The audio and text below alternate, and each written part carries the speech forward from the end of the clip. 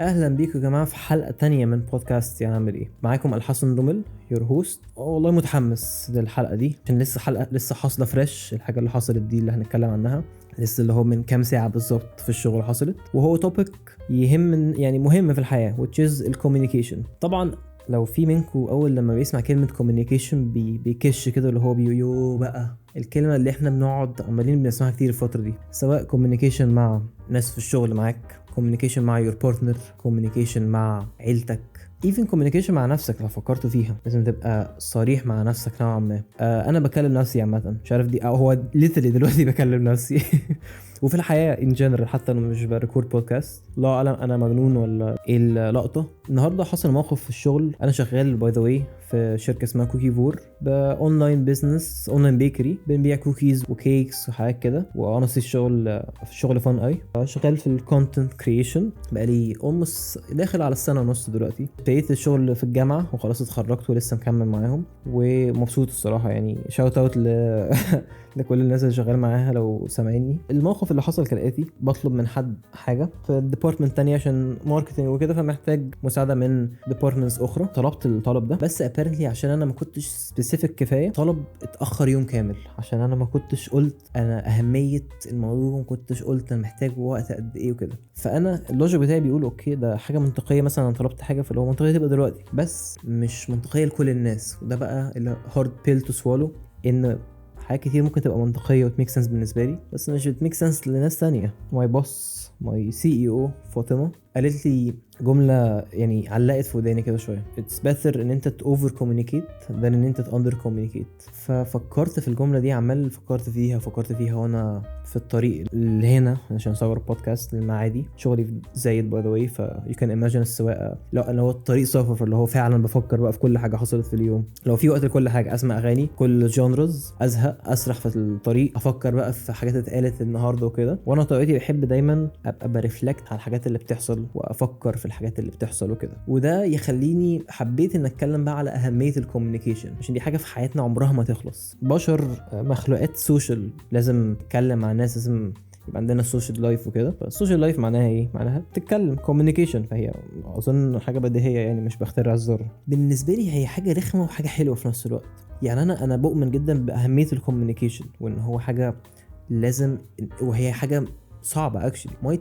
سيم سهله على الورق، بس في الحقيقه هي حاجه الناس كلها بنعملها اون ديلي بيسز. في ناس بتعملها بطريقه كويسه، في ناس مدشمله الكوميونيكيشن مش عارفه، فاكره ان هي بتكومينيكيت بس لا. وده اللي بيؤدي لاغلب المشاكل، سواء مثلا اختلاف مع حد والكلام ليه فاليو رهيب جدا. هديكوا اكزامبل. مثلا انا مثلا هقول حاجه، حاول اقولها باكتر طريقه اللي قدامي يفهمها، ما بقاش انا بس اللي بفهمها. وده الصراحه فضلت فتره عشان اوصل لده. يعني انا كنت دايما انا بقول حاجه منطقيه بالنسبه لي، خلاص انت اصلا انت مش غبي هتفهمها، بس هي مش بالبساطه دي مع الاسف. في اسبكتس تانية، ممكن الشخص ده يومه او ظروفه او موده مش في احسن طريقه ان هو يستوعب حاجه جديده. ممكن يكون تون كلامي، عشان ده جزء من الكوميونيكيشن، تون كلامي تاثر على حد تاني، تدي ايحاء بحاجه انا عايز اقولها غير الحقيقه.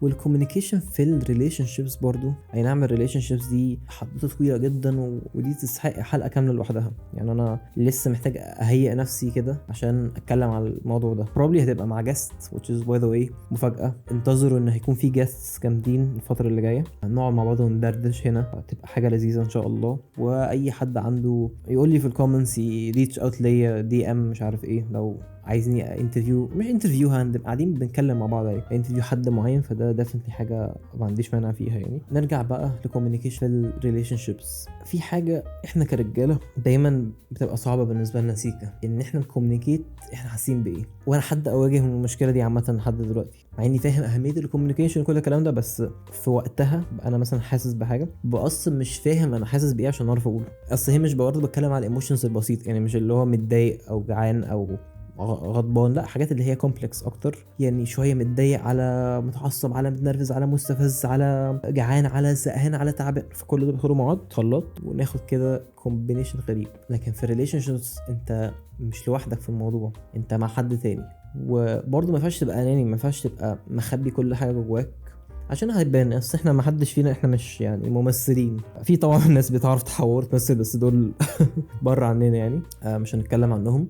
البني ادم الافريج طبيعي الكويس السوي نفسيا مش هيعرف يخبي الحاجات اللي هو حاسسها الوقت كتير جدا اتليست. وكمان لما تقعد تخزنها بقى جواك وكده هتبيلد ريزنتمنت، وهتبقى مع الوقت تلاقيك مثلا كاره الشخص ده مع ان هي حاجات كلها بسيطه يعني، هو ما جاش جنبك اكشلي. فعشان كده دي اهميه ان انت تتكلم، بس بقى ان انت تفهم انت متضايق من ايه ده بيبقى صعب في الموضوع ده، اللي بيمنع ناس كتير اكشن ان هي كوميونيكيت. في برضه حاجه ما نقدرش نتجاهلها، في ستيريوتايب بتاع احنا كرجاله لازم نبقى جامدين طول الوقت وناشفين طول الوقت وما نحسش بحاجه ودايما ان كنترول، واللي هو اي حاجه هنتصرف وكده.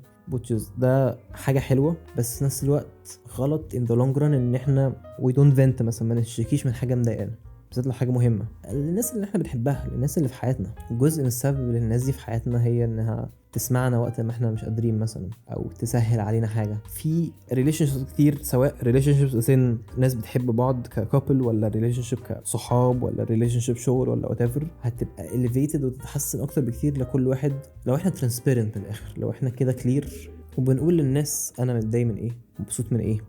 عشان برضو الاكسبكتيشنز بقى دي اللي بتفشخ. انا متوقع دلوقتي من الشخص انه يبقى بيقول كذا وبيعمل كذا، وعندي اكسبكتيشنز كده في دماغي، ممكن تبقى رياليستيك ممكن تبقى انرياليستيك. لو انا ما قلتهاش والشخص ده عمره ما عرفها وما عملهاش، هتضايق وهقفش من الشخص ده مع انه هو ملوش ذنب.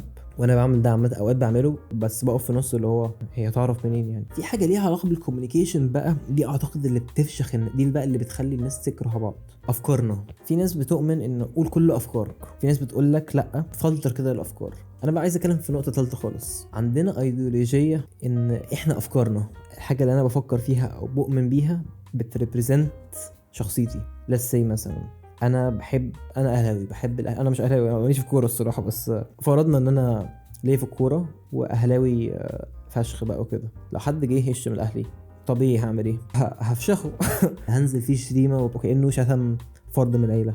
المشكله في ده ان انا مش الاهلي، بلاش حتى شتم، قال وجهة نظره في الاهلي بطريقه وبيقول ان الاهلي وحش مثلا، ممكن اتضايق حتى لو مش هشتمه، ممكن اتضايق من جوايا، بحس انه بيأتاكني انا شخصيا يعني هو بيقول رايه. الفكره بقى في ايه؟ الفكره ان عشان كده اغلب التوبكس اللي هي ليها علاقه بالدين، ليها علاقه بالسياسه، دي دايما تبقى سنسيتيف توبكس كده، تابو. الناس لما بتتكلم فيها بتقلب بقى خناق بقى ومش عارف ايه، سواء بقى عزومه ولا قعده على القهوه ولا وات ايفر. ان دول من اكتر الحاجتين اللي احنا بنخليهم شخصيتنا، ولو حد جه جنبهم وكانه جه جنبي، غلط فيا انا، غلط في عيلتي، غلط في حاجه ليها علاقه بيا، فهتضايق. which makes sense ان هتضايق، بس بقى هي المفروض ما تبقاش انا افكاري، مش انا، هي المفروض حاجه سيبريت. عشان كده حد قال رايه، اوكي حقك تقول انت بتكره السبانخ، انا بحبها باي لا انا بكره السبانخ، بس ده كان اكزامبل يعني. انا الشخص التاني بقى اللي هو تقبلوا الراي. طبعا هي برضو ده هيدخلنا في نقطه ثالثه خالص بقى، حريه الراي، التعبير. كل واحد عنده راي، حقك انك تقول رايك.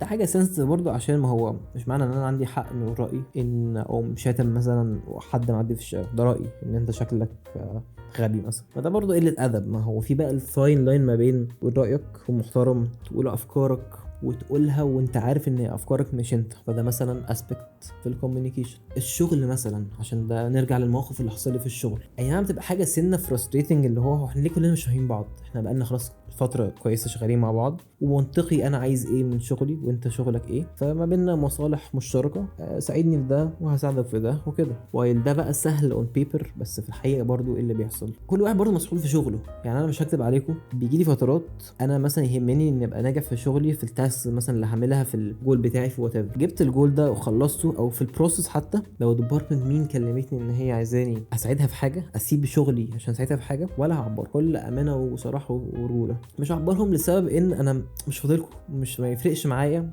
نجاحكم، يفرق معايا نجاح انا. طبعا ده مش صح ومش ايديل، ووركينج ان تيم ما ينفعش تبقى بتفكر كده، وانا مش بفكر كده بكل صراحه، يعني بفكر بكده بس مش باكت على ده.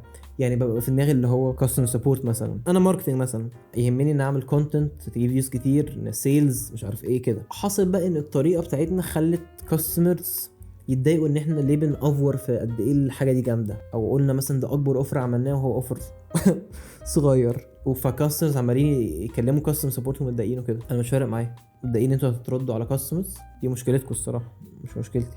انا شغلي ان انا اخلي كاستمرز يجوا جم بقى متضايقين مبسوطين مش مهم، المهم انهم يجوا. طبعا ده برضو مش ايديل، بس ده كان مجرد اكزامبل. فهنا مثلا اهميه الكوميونيكيشن بتاتي في حته ان انت تعرف الناس بيفور هاند على حاجه هتعملها وكده، فعشان يبقوا مثلا مستعدين، يبقوا مهيئين نفسهم ان هم هيعملوا حاجه زي كده. موقف تاني عايز اتكلم عليه في الريليشن شيبس، انا عندي عيب برضو ان بتوقع ان البارتنر اللي معايا هي مفروض تقرا افكاري.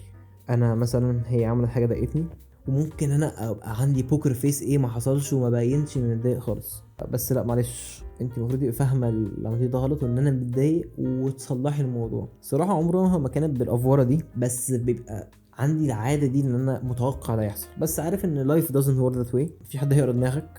ففي الاخر بضطر كوميونيكيت، بيكون داخل في ساعتها الصراحه، عشان محدش بيحب يحس انه تقيل على حد، او انه اتليست انا مش بحب خالص ابقى شخص بيكومبلين او شخص متضايق. فالحل بتاعي بيكون اوقات ايه، خلاص مش هتكلم عن الحاجه اللي مضايقاني، فخلاص انا كده تمام. بس طبعا في دماغي بقى انا مفشوخ اللي هو متعصب ومش عارف او متضايق او whatever، فده مش احسن حاجه.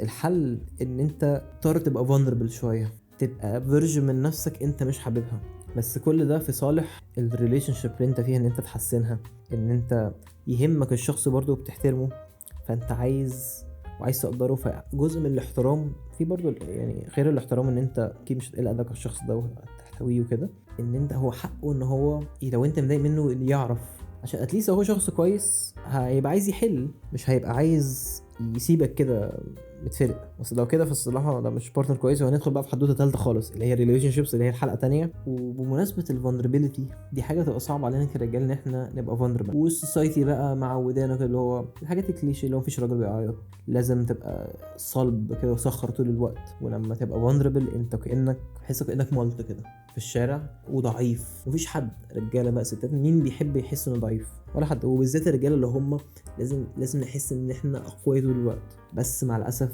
الهارد تو سوالو بيل ان انت لازم تبقى فولنربل شويه عشان تفهم احساسك والشخص اللي معاك يفهم او تفهم احساسك. هي مفيش حاجه سهله. السن اللي احنا فيه ده بحسه احسن سن ان الواحد يبتدي يحاول ينمي الكوميونيكيشن سكيلز بتاعته، عشان سواء انت نميتها في كونتكست الريليشن شيبس، كونتكست الشغل، في كونتكست صحابك، في كونتكست اهلك، هيفيدك بعدين. عشان هتبقى عيب الصراحه لو انت عندك 30 40 سنه ومخلف ومش عارف ايه ومش عارف مثلا تكوميونيكيت مع عيالك، عشان هي دي اصلا الازمه اللي ممكن نبقى بنفيست مع اهالينا، مش حاسين ان هم فاهميننا، مش عارفين يوصلوا لنا. فاحنا المفروض اكتر جيل عنده بقى كل انفورميشن ومثقف اكتر حاجه، ان احنا ما نقررش بقى نفس غلطه، نغلط غلطات جديده بقى بس ما نعيدش بقى نفس الموال. ده احسن سن ان احنا ندخل في الموضوع ده ونحاول نفهم بعض، نفهم نفسنا.